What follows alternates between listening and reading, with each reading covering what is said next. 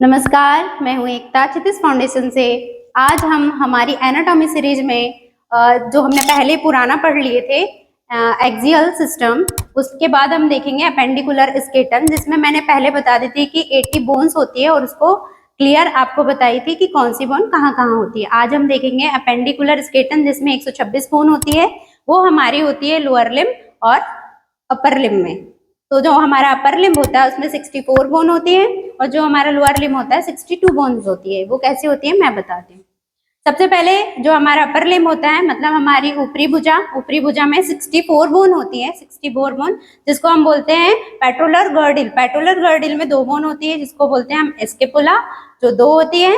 Next होती है कैबिकल, जो 2 होती है। इसके बाद हम आती है आर्म।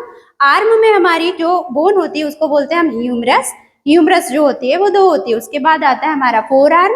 फोर आर्म में भी 2 बोन होती है, जिसको हम बोलते हैं रेडियस और अल्ना, ये भी 2 बोन्स होती है। इसके बाद हमारी रिस्ट। रिस्ट में आती है हमारी 2 रो होती है, जिसको हम बोलते हैं, पहली रो बोलते हैं प्रोक्सिमल रो और दूसरी होती है डिस्टल रो।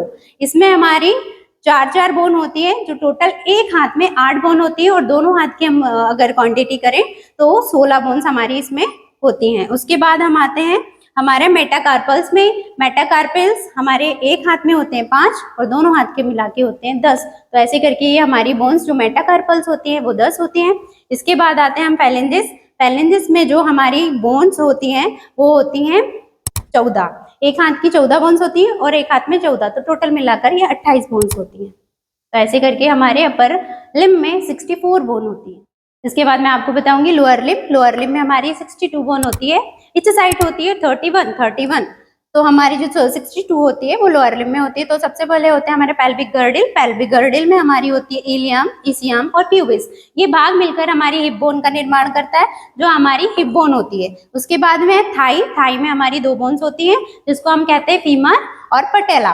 फीमर जो होती है हमारे शरीर की सबसे लंबी बोन के नाम से हम इसको जानते हैं, फीमर, जो हमारी थाई में होती है, पटेला। उसके बाद लेग। लेग में होती है टिबिया और फिब्यूला, ये भी 2 बोन होती है, टिबिया और फिब्यूला। एंकल में होती है हमारी टॉर्सल्स और फुट में होते हैं हमारे मेटाटॉर्सल्स। तो जो टॉर्सल्स होते हैं वो इस साइड 7 होते हैं और दोनों लेग के मिला के हमारे होते हैं 14। उसके बाद होती है फुट। फुट में होते हैं हमारे मेटाटॉर्सल्स। मेटाटॉर्सल्स हमारे होते हैं 10 और इसके बाद फैलेंजिस होती है हमारी 28।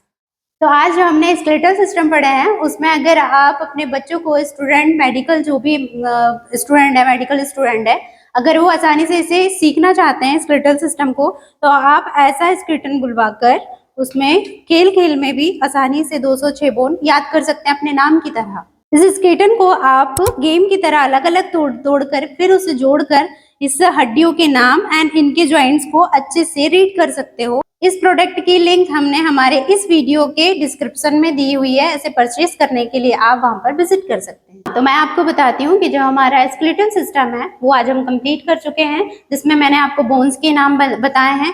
अब हम 206 बोन गिनेंगे तो हमारी स्कल में होती है 22 और हमारी वर्टिबल कॉलम में होती है 26, हमारे थॉरेक्स में होती है 25 और हमारे जो ईयर में होती है 6, एक होती है हाइट बोन और हमारे अपर लिम्ब में होती है 64 बोन और हमारे लोअर लिम्ब में होती है 62 बोन। ऐसे करके हमारी टोटल 206 बोन होती है, जो कि एक वयस्क स्केलेटन में पाई जाती है। और जो न्यू बोन बेबी होते हैं उनमें लगभग 300 बोन पाई जाती है। वो कैसे? जैसे कि पहले हमारी जो कसोरिक दंड होती है, वर्टिबल कॉलम होती है, उसमें हमारी जो 33 बोन्स कैसे होती है, तो जो हमारी सैक्रल होती है वो 5 होती है और जो कॉसिक्स होती है वो 4 होती है। बाद में जब हम जैसे जैसे बड़े होते हैं तो बाद में मिलकर के पूरी एक बोन बन जाती है, तो हमारी सैक्रल 1 हो जाती है और कॉसिक्स 6 हो जाती है। तो ऐसे 33 बोन से वो 26 बोन हो जाती है।